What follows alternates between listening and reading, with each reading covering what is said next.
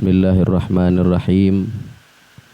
Alhamdulillahirabbil alamin wassalatu wassalamu ala asyrafil anbiya'i wal mursalin sayyidina wa maulana Muhammadin wa ala alihi washabbihi ajma'in.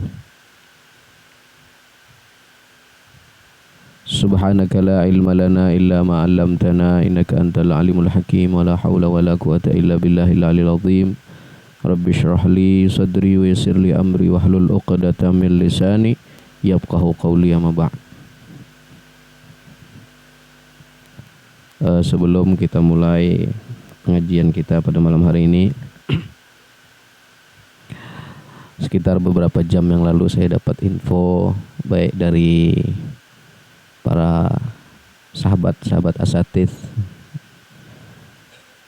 baik dari Jamiah Naqsabandi Aliyah, bahwa beberapa jam yang lalu terjadi gempa bumi yang besar terjadi di daerah Turki ya. Turki itu adalah kediaman daripada guru mulia kami, Mursyid Thariqah. Jadi bagi para pecintanya tentunya sangat khawatir dengan keadaan beliau ya. Kita cinta kepada Turki karena di situ ada orang yang kita cintai, itu murabbi ruh wal jasad kita. Mohon doanya semua, mudah-mudahan tidak ada terkena bencana di sana ya. Bil khusus dekat di daerah murabbi. Beliau sekarang lagi tur ke Inggris, jadi tidak di tempat, tidak tahu keadaan bagaimana di daerah beliau. Mohon doanya, kita kirimkan Al-Fatihah. Semoga dimudahkan, diselamatkan. Ala hadhihi niyah Al-Fatihah.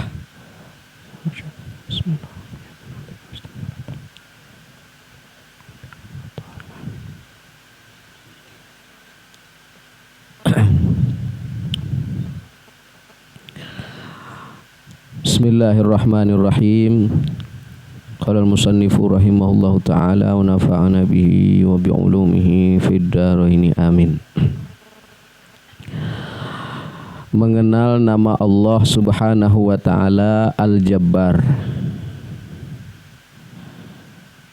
Al-Jabbar adalah nama Allah Subhanahu wa ta'ala yang ke-10. Al-Jabbar artinya dialah Allah, dialah Tuhan yang dapat meloloskan kehendaknya dengan jalan memaksakan atas tiap-tiap orang. Allah Subhanahu wa ta'ala yang bernama Al-Jabbar karena dia mampu meloloskan apapun yang dikehendakinya dengan jalan memaksa. Siapapun tidak bisa menentangnya. Jadi Al-Jabbar ini termasuk dari nama-nama Allah yang menunjukkan akan kebesaran ya.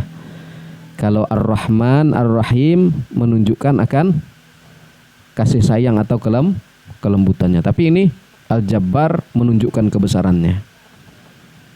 Orang-orang yang arif billah, orang yang sudah sampai ma'rifat kepada Allah Subhanahu wa ta'ala, digelar Al-Arif billah, Al-Alimul Allamah, Al-Arif billah. Sayyid guru kita, pengarang kitab Maulid Ad-Diya Ulama, Habib Umar, Al-Alimul Allamah, Al-Arif billah. Mereka yang Al-Arif billah ini sangat takut dan gemetar apabila mereka mendengar dan mengata nama Allah yang bernama Al-Jabbar ini. Orang kalau sudah ma'rifat kepada Allah, ketika dia mendengar nama Al-Jabbar, bergetar dia. Kenapa bergetar? Karena nama Allah Subhanahu wa ta'ala Al-Jabbar ini memberikan suasana, memberikan nuansa takut dan haibah. Haibahnya Allah itu artinya menunjukkan kebesaran dan kewibawaan Allah Subhanahu wa ta'ala. Kalau kemarin-kemarin kan kita bicara tentang kelembutan Allah, kemaha kasih sayangan Allah, tapi Al-Jabbar itu nuansanya agak-agak sedikit haibah Allah yang ditampilkan, kewibawaan Allah Subhanahu wa taala. Ya. Dengan kata lain, Al-Jabbar ini juga bermakna dia bisa memaksakan apapun yang dikehendaki kepada makhluknya. Jadi Allah yang bernama Al-Jabbar ini terserahnya, tidak ada yang bisa mengintimidasi. Jadi ketika Allah ingin melakukan sesuatu dan ingin memaksakan sesuatu itu kepada makhluknya atau hambanya, maka terjadilah. Tapi jangan pula kita buat kesan atau kita kesimpulkan bahwa Allah yang bernama Al-Jabbar ini egois. Jangan ya, gara-gara Allah ini nanti maha memaksakan kehendaknya kepada makhluk dan hamba-hambanya, jangan pula kita simpulkan bahwa Allah egois. Kenapa? Makanya kita harus ngaji sebelum-sebelumnya ya, dosa jauh-jauh yang kemarin ya, saya ulang-ulang dikit supaya nyambung ceritanya, supaya kita jangan sampai menyimpulkan bahwa Allah itu adalah egois. Jangan. Kemarin sebelum Al-Jabbar itu nama Allah Al-Aziz. Ya. Al-Aziz itu ada hubungannya dengan Al-Jabbar ini. Ya. Nah, nanti kita jelaskan di sini, nanti ada disebutkan hubungannya.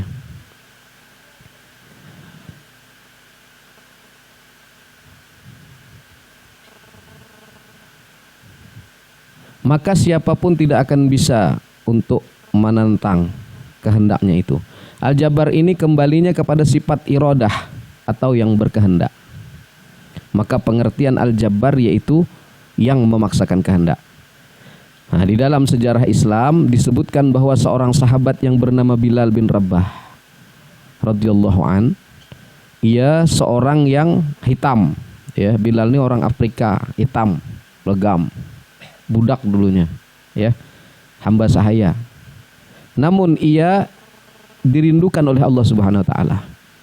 Bahkan bukan Allah yang merindukan, tapi bidadari di surga merindukan Bilal bin Rabah radhiyallahu an, ya. Dan juga para malaikat merindukan Bilal. Dan semua bidadari. Nah, di sini bidadari.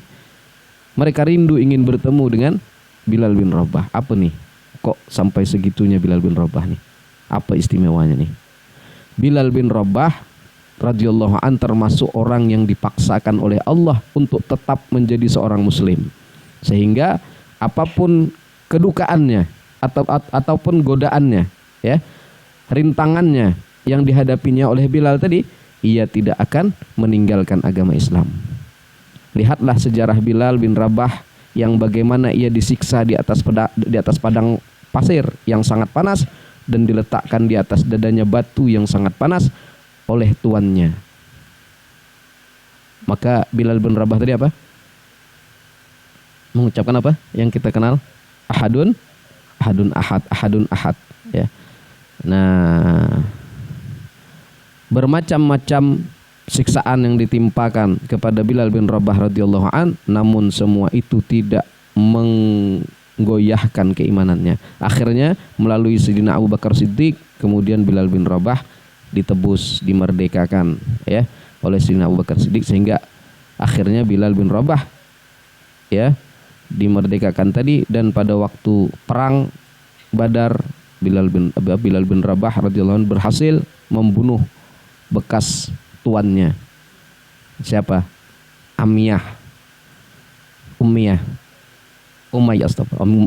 ya. Contoh lain lagi dari orang yang istimewa yang mempertahankan Islam. Nah, ini kalau Bilal bin Rabah, beliau tidak sampai wafat, ya. Beliau tetap dalam Islam tetapi tidak sampai wafat, disiksa aja tapi tak sampai wafat. Contoh lain lagi dari orang yang istimewa yang mempertahankan Islam tapi beliau wafat. Beliau sampai mati mempertahankan akidah Islam tadi. Siapa dia? Keluarga Yasir, ya. Ini keluarga Yasir nih luar biasa ceritanya, ya. Menyedihkan. Kita ini tidak ada apa-apanya kalau dibanding iman mereka tuh, ya. Semoga Allah Subhanahu wa taala selalu meridhoi mereka semuanya. Ia mempunyai anak yang bernama Ammar dan istrinya Sumayyah. Di padang pasir yang panas, tubuh Yasir ditindih dengan batu besar, sama kayak tadi itu Bilal bin Rabah, untuk supaya dia berbalik ke kafir lagi. Dia sudah masuk Islam nih, supaya disuruh berbalik kafir lagi. Ia dipaksa untuk keluar dari agama Islam dan dia dipaksa untuk menyembah berhala Lata dan Uzza. Namun Yasir tetap bertahan sehingga ia wafat di padang pasir yang panas tersebut. Nah, ini meninggal beliau nih, ya. Tapi kalau Bilal Rabah tadi tidak meninggal. Yasir adalah syuhada pertama Islam dalam sejarah perjuangan Rasul sallallahu alaihi wasallam. Juga istri Yasir yaitu Sumayyah radhiyallahu anha. Ngapa nih Sumayyah nih? Ia dibentangkan di tengah terik matahari, kakinya diseret dengan kuda. Dalam keadaan yang demikian itu, ia tetap memaki-maki Abu Jahal. Yang menyiksanya Abu Jahal, ya. Akhirnya Abu Jahal menumbuk, bahasa Banjarnya, meninju bahasa kitanya. Ditinju oleh Abu Jahal. Mohon maaf nih agak vulgar dikit. Di kemaluan istrinya Yasir tadi, Sumayyah, ditinju, ya, mengakibatkan wafatlah Sumayyah istri Yasir tadi itu. Nah, ini perempuan pertama yang menjual dirinya kepada Allah Subhanahu wa taala. Nah, ini apa ceritanya maksudnya nih? Artinya Allah memaksakan kehendaknya supaya orang-orang tadi seperti Bilal bin Rabah dan keluarga Yasir tadi itu untuk tetap berada di dalam agama Islam, dipaksa dengan penuh pengorbanan seperti itu, ya. Nah, inilah contoh manusia yang dipaksakan oleh Allah SWT untuk tetap memeluk agama Islam. Demikian juga Allah Subhanahu wa taala memaksakan kehendak kepada seorang agar tetap kafir seperti Abu Jahal. Sampai-sampai, ya, jiwanya terancam pada waktu perang Badar, kan Abu Jahal meninggal di perang Badar, ya. Sudah terancam dah, sudah hampir mati dah, namun Abu Jahal tetap dalam kekafirannya sehingga ia tewas atau mati dalam perang Badar itu, ya. Nah, ulama-ulama yang kenal dan memahami betul dengan nama Allah SWT Al-Jabbar ini, ada perasaan takut dalam hatinya bahwa usaha apapun tidak akan ada artinya apabila Allah bertajalli dengan namanya Al-Jabbar ini, ya.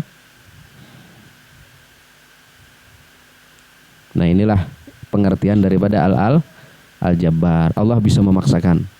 Allah berhak dan tidak ada satupun makhluk Allah yang bisa mengintimidasi atau makhluk Allah yang bisa menghalang-halangi kalau Allah sudah ingin melaksanakan kehendaknya. Inilah dia Al-Jabbar, ya. Ulama-ulama yang kenal dan memahami betul dengan nama Allah SWT Al-Jabbar ini, ada perasaan takut dalam hatinya bahwa usaha apapun tidak akan ada artinya apabila Allah bertajalli dengan nama Allah Al-Jabbar ini. Setelah kita beriman, ini tadi sudah, ya. Setelah kita beriman, paham makna Al-Jabbar, ya, yang kuasa meloloskan kehendaknya, kalau kepercayaan kita dan mendalam kepada Al-Jabbar ini, maka kita disebut sebagai Abdul Jabbar, orang yang beriman dengan nama Allah Al-Jabbar ini. Lalu apa buah dari keimanan kita kepada nama Allah Al-Jabbar ini? Ada dua hal yang harus kita lakukan. Kalau sudah beriman, paham dengan makna Al-Jabbar ini, ada dua hal yang akan tumbuh, akan lahir dari sifat atau akhlak orang yang beriman dengan Al-Jabbar ini. Pertama, bahwa kita itu harus mengerti kehendak Allah yang maha lembut sebelum memaksakan kehendaknya, baik dalam masalah harta, kesehatan, pasangan hidup, atau yang lainnya. Nah, ini seandainya kita diberi oleh Allah SWT pasangan hidup yang baik, kita ditakdirkan oleh Allah menikah dengan pasangan hidup yang solehah, yang baik, ya, dan juga bertakwa orangnya. Kita harus tahu dalam hal ini kehendak Allah Subhanahu wa taala yang lembut untuk kita. Jadi kalau misalnya kita dikaruniai pasangan istri yang lembut, yang soleh, maka kita harus memahami bahwa itu adalah kehendak Allah, tapi yang yang lembut, ya. Diberikan oleh Allah SWT sebelum Allah memaksakan untuk mensyukuri nikmat punya pasangan hidup yang baik tadi. Nah, ya. Seandainya suatu saat kita tadi kan pertamanya dikasih pasangan yang lembut, yang solehah, yang takwa. Seandainya suatu saat ditinggalkan oleh pasangan kita itu, ditinggalkan mungkin bisa meninggal, wafat, ada. Kemudian ia diberi pasangan hidup yang kurang baik. Kadang ia teringat dengan pasangan yang dulu, lalu ia berkata, Alhamdulillah dahulu aku pernah diberi pasangan hidup, tetapi sekarang tidak demikian halnya. Nah, berarti ia sudah dipaksa oleh Allah untuk mensyukurinya. Ya, dipaksa oleh Allah mensyukuri apa? Mensyukuri dulu dia pernah dikasih pasangan yang baik. Nah, juga begitu kesehatan. Berikanlah waktu untuk merenungi dan mensyukuri betapa Allah Subhanahu wa taala memberikan nikmat sehat yang tidak ternilai harganya ini. Jangan sampai dipaksa oleh Allah untuk mensyukuri sehat itu ketika sakit, ya. Setiap sesuatu yang diberikan oleh Allah Subhanahu wa taala kepada kita pasti ada di dalamnya pesan dan suruhan Allah Subhanahu wa taala.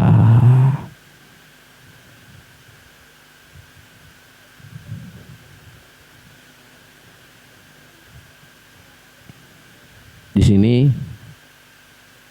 samalah ceritanya dengan pasangan hidup, dengan sehat tadi, ya. Ketika kita sehat, ya, cepat-cepatlah kita bersyukur kepada Allah Subhanahu wa taala. Sebelum Allah paksa kita menjadi sakit, kemudian kita baru bersyukur kepada Allah Subhanahu wa taala. Ya. Artinya ketika kita sehat, enak, banyak-banyaklah bersyukur. Sebelum nanti datang sakit, baru kita bersyukur bahwa dulu kita pernah sehat. Itu maksudnya, ya. Nah, inilah yang harus dilakukan atau akhlak yang harus diperbuat seorang yang beriman dengan Al-Jabbar atau dia yang menjadi Abdul Jabbar, ingin menjadi Abdul Jabbar. Kedua, yang harus dilakukan oleh orang yang beriman dengan Al-Jabbar adalah harus mampu menerapkan kebaikan-kebaikan yang dikehendakinya terhadap orang-orang yang di dekatnya, seperti anak-anaknya dan keluarganya. Lebih-lebih lagi kalau bisa kepada makhluk Allah secara umum. Namun penerapan itu tidak bisa dilakukan sebelum ia menjadi orang yang mulia. Pesannya apa yang kedua nih? Kalau dia beriman dengan Al-Jabbar, maka dia harus jadi orang yang menerapkan, menghendaki kebaikan-kebaikan kepada siapa? Pertama anak-anaknya. Kedua kepada keluarganya semuanya. Anak-anaknya dulu, ya, anak-anaknya dulu. Umur 7 tahun, ya, sudah dididik untuk sholat 5 waktu. Umur 10 tahun sudah mulai agak tegas, ya. Kalau tidak sembahyang dipukul kakinya. Itu menghendaki kebaikan namanya. Bukan kita manjakan gitu kan, bukan kita biakkan gitu misalnya. Nah, itu. Dan juga kepada keluarga yang lain, kepada anak istri, dan lebih-lebih lagi bisa kepada makhluk Allah Subhanahu wa taala secara umum, ya. Lebih-lebih lagi kalau sudah keluarganya beres dan semuanya beres, baru kepada yang secara umum. Namun semua itu, ya, apalagi yang umum, penerapannya itu tidak bisa dilakukan sebelum ia menjadi orang yang mulia, ya. Tapi mulia di mana? Bagaimana cara agar bisa menjadi orang yang mulia? Tentu saja harus taat, ya. Taat dulu kepada orang yang maha mulia, yaitu Allah Subhanahu wa taala yang bernama Al-Aziz kemarin. Nah, ini hubungannya, ya. Tentunya kalau kita pengen jadi Abdul Jabbar harus berakhlak dengan Al-Aziz kemarin. Orang yang mulia. Mulia di mana kemarin? Ada hujan-hujan kemarin ya, banyak tak datang ya. Kan dengan siapa kita mencari kemuliaan itu? Kemarin kesimpulan dari Al-Aziz. Al-Aziz itu Allah yang maha mulia. Akhlaknya adalah kita harus menjadi orang yang mulia. Kepada siapa kita mulia dulu? Kepada siapa kita mencari kemuliaan? Kepada yang maha mulia. Artinya kita mencari kemuliaan kepada yang maha mulia, bukan kita mencari kemuliaan kepada makhluk Allah, bukan. Ya. Apa kemarin? Inna akramakum indallahi atqakum. Siapa orang yang mulia? Kemarin orang yang mulia itu disebut adalah orang yang takwa. Inna akramakum indallahi atqakum. Orang yang takwa. Orang yang paling mulia di sisi Allah itu siapa? Adalah orang yang takwa kepada Allah Subhanahu wa taala. Maka kejar kemuliaan di sisi Allah, maka kita akan mendapatkan kemuliaan-kemuliaan di sisi manusia. Kemarin, ya, ini kita balik-balik lagi kemarin. Kemarin dijelaskan bahwa untuk mendapatkan kemuliaan di sisi Allah, ingin mendapatkan kemuliaan di sisi manusia, caranya adalah dengan apa? Mendekati yang maha mulia. Kata ulama, kita capek mencari kemuliaan di sisi manusia. Padahal kalau kita mencari kemuliaan di sisi Allah tidak capek. Kalau kita mencari kemuliaan di sisi manusia capek. Apalagi musim-musim caleg, ya. Berapa kita butuh suara? Kita butuh suara 13.000. Maka 13.000 orang yang harus kita cari, harus mulia di depan dia, harus kita cari simpatik dia. Gitu tak kemarin kata ulama. Capek kalau kita mencari kemuliaan di sisi manusia. Tapi kalau kita mencari kemuliaan di sisi Allah, cuma satu. Cuma kepada Allah. Bahkan hadiahnya, tapi hadiah nih, ya. Ada juga orang yang mencari kemuliaan di sisi Allah, kemudian Allah pancarkan kemuliaan itu kepada seluruh manusia, seluruh makhluk Allah. Ada juga yang tidak. Siapa contohnya orang yang dia mencari kemuliaan di sisi Allah, mulia di sisi Allah, kemudian kemuliaannya itu berpijar kepada seluruh makhluk Allah? Siapa dia? Contohnya seperti yang dihauli sekarang, Tuan Guru Zaini Abdul Ghani. Beliau itu mulia di sisi Allah, beliau itu orang takwa. Tapi karena ketakwaannya di sisi Allah, sehingga ketakwaan itu berpijar kepada seluruh hamba-hamba Allah, sehingga hamba-hamba Allah banyak yang memuliakan beliau. Ya. Orang yang mulia di sisi Allah bisa mulia di sisi manusia. Gampang bagi Allah. Ya. Karena apa? Dia mengejar satu tadi. Pertama kata ulama, tidak capek. Kalau mengejar di sisi manusia capek. 14.000 kita cari suara untuk mendapatkan kemuliaan, untuk mendapatkan simpatik dia. Capek tak? Tapi orang-orang yang berakal seperti Tuan Guru Zaini Abdul Ghani, beliau mencari kemuliaan di sisi Allah, sehingga Allah beri kemuliaan di sisi manusia yang lain. Tapi ada juga orang yang mulia di sisi Allah tapi mastur di sisi manusia. Ya, orang banyak tak tahu, orang tak ada mengagungkan dia, tersembunyi dia. Ada juga yang begitu, ya. Nah, maka untuk menerapkan Al-Jabbar ada hubungannya dengan pembahasan kemarin. Haruslah orang yang mulia. Bagaimana mungkin kita bakal diikuti? Ya, mau tak kita mengikuti orang yang tak punya kemuliaan? Ya, sembahyang tak pernah, berceramah dia misalnya gitu kan. Mau tak kita ngikuti dia? Ya, sholawatan tak pernah, tapi ngajak-ngajak orang bersolawat. Mau tak orang niru? Ya, menasehati misalnya begini begitu, tapi dia tak ada asas kemuliaan untuk dia itu yang bisa ditiru oleh orang. Ya, ada tak kemuliaan dia sehingga dia pengen memperbaiki ini dan itu?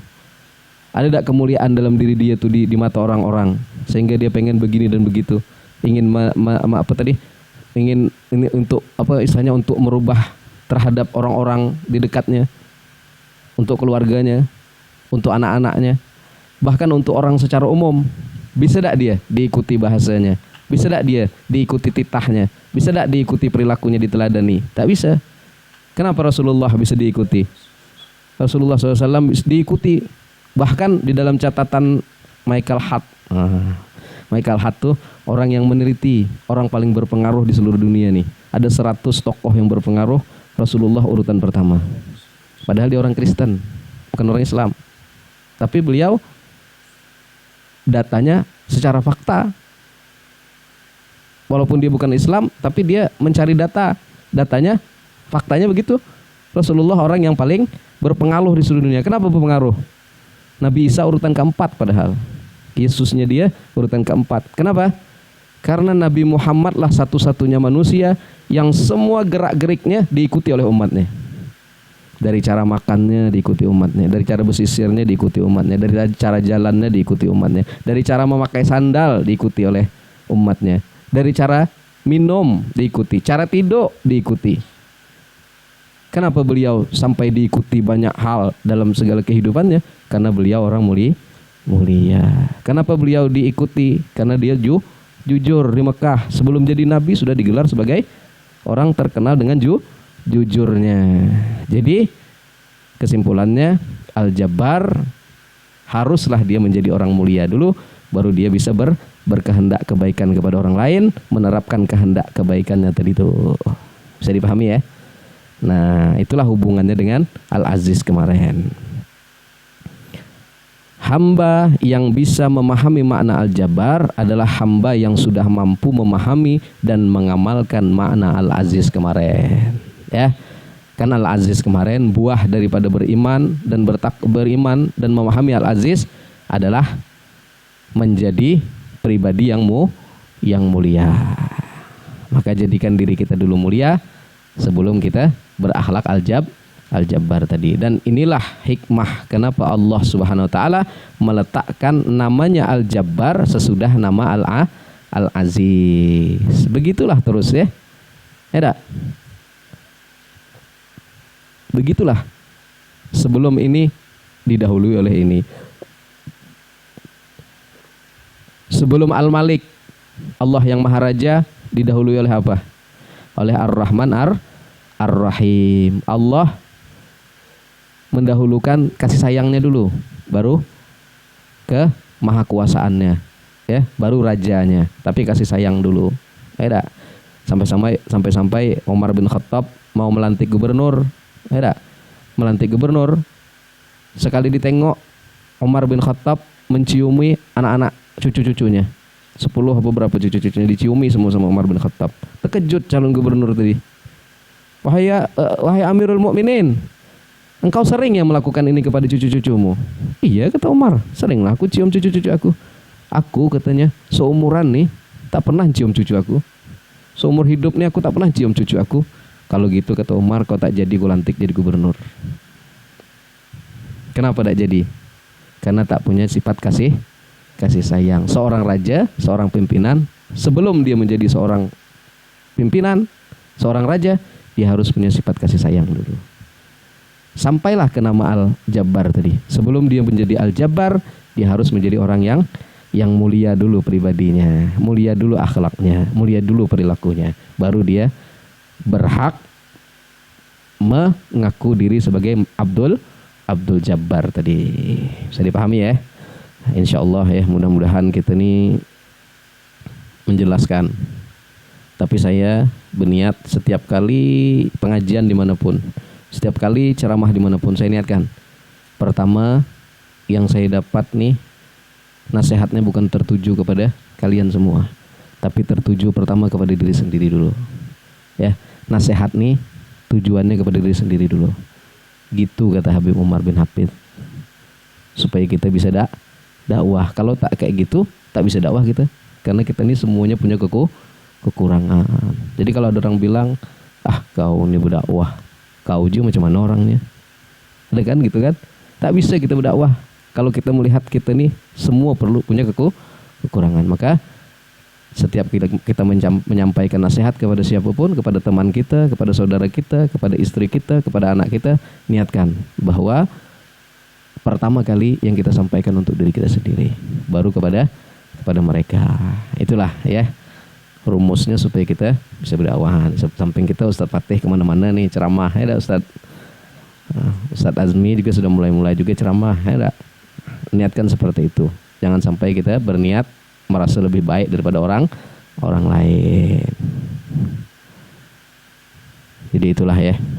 Alhamdulillah juga saya mengucapkan ribuan terima kasih Di sini mungkin tempatnya ya. Kalau di Al-Hasil masih seminggu lagi, nanti basi pula mengucapkannya.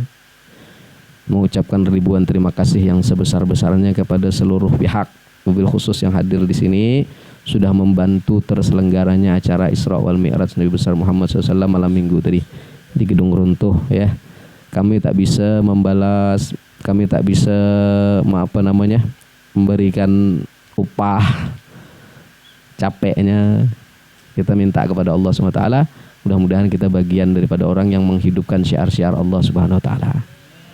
Kita tergolong orang-orang yang membesarkan peristiwa besar yaitu Isra wal Mi'raj Nabi besar Muhammad SAW. Mudah-mudahan berkat itu nanti kita mendapatkan syafaat baginda kita Nabi besar Muhammad sallallahu alaihi wa alihi wasallam. Mungkin itu saja ya, mudah-mudahan bermanfaat.